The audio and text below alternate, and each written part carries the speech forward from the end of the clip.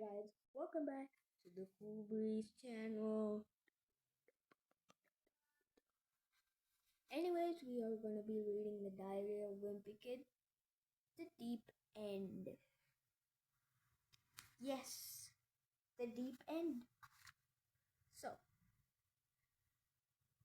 let's start with the page 50.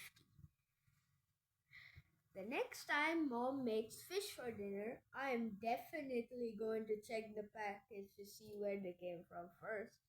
The crazy thing is the fish hatchery wasn't the last place we got chased away from today. We tried parking the camper in the meadow so we could get out and enjoy the view while we ate, but it turned out to be somebody's farm.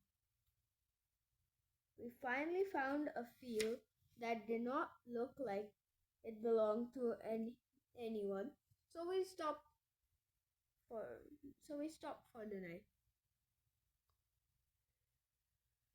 The sleeping situation wasn't great. The kitchen table covered into a bed, which is where Mom and Dad slept.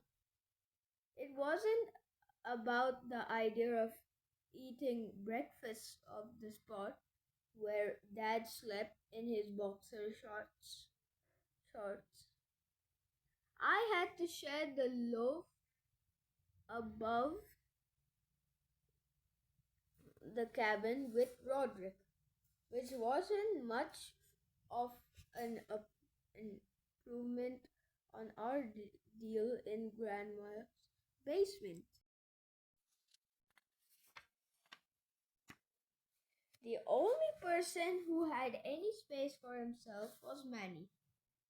He turned one of the cabinets in the kitchenette into a little apartment was and his setup was actually pretty sweet. Click. While Mom and Dad were getting ready for bed, I found a major downside of the camper. The bathroom walls were paper thin, and with the engine off, you could hear everything happening in there. And trust me, no kid wants to hear his mother's bathroom noises. Slurp, burble, slurp. I can't hear anything. It's happening right now. La la la la. Thursday. Turns out the place we stopped for the night was a public park. A little league practice started first thing in the morning, and we were parked right over the pitcher's mound. Luckily, we were able to take off before some kid broke a tail light with a lane drive. Mom said she didn't want to repeat of yesterday, and I asked everyone to think of something we could do that was guaranteed fun. And that's when I remembered a billboard I saw the day before. The billboard was for this place called Family Adventure Center. Usually, whenever the word family is part of something, it is a warning to stay away. But the pictures on the sign made me think this place could be different. Family Adventure Center. We had to backtrack about 2 hours to find the Adventure Center. But it didn't really matter since we weren't really headed anywhere to begin with. All I have to say, this place was pretty cool. There were millions of activities, and I wanted to do them all. But everything had an age and height requirement, and Manny wasn't tall enough to do any good activities. Only activity for Manny was only activity Manny was big enough for the fun float, where you drifted down the river in inner tubes. So that's what Mom signed us up for. I really wanted to do something more exciting like rock climbing, but Mom was dead set on all of us doing something as a family. Mom said the fun float will be relaxing, and after we put on our life jackets and grabbed the cooler and few other things from the camper to take with us on the river. After our experience with the fish farm yesterday, it was I wasn't crazy about getting to the water again. But there was a bunch of people doing the fun float too. And I figured out if there were any piranhas in the river, they'd go for them before they'd go for me. I have to admit that once we got going, it was kind of relaxing. Maybe even a little too relaxing. Roderick fell asleep while Dad answered work emails.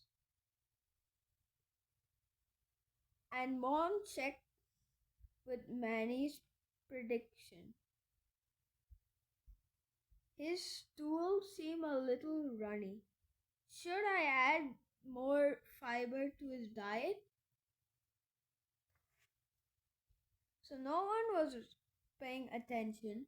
When we hit a shallow part of the river and came out to a complete stop, we had to take out our tubes out of the water, and it wasn't fun walking across a bunch of sharp rock on our bare feet.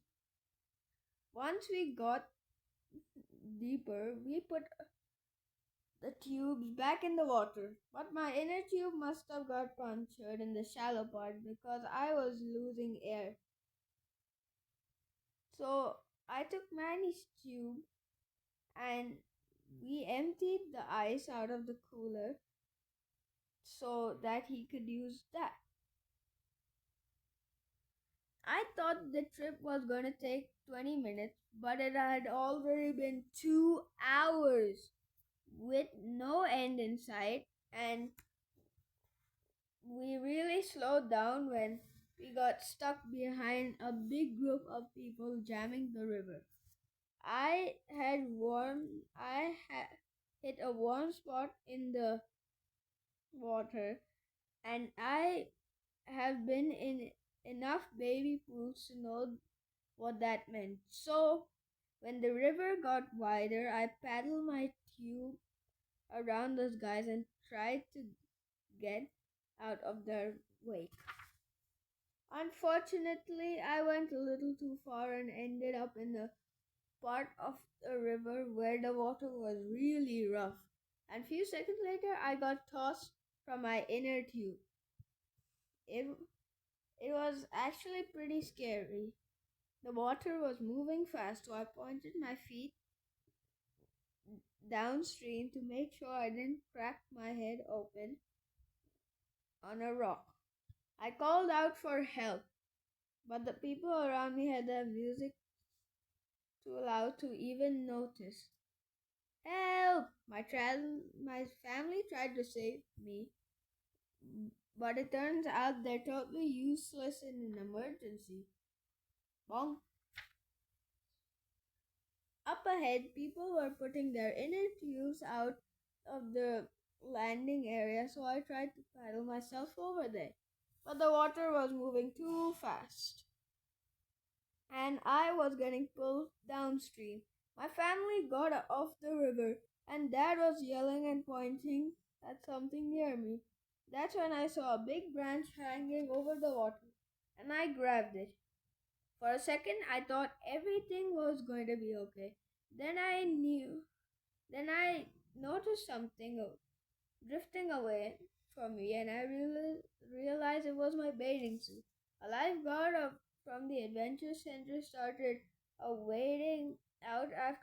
with a life preserver, and I knew if I just kept on hanging onto that branch, she'd rescue me. But all I could think of were the people in the landing area who were about to see me without my bathing suit, and Roderick was already recording me with his phone.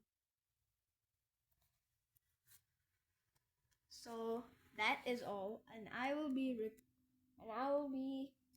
reading another book or maybe the same book afterwards. So have a nice day or have a nice night. Bye.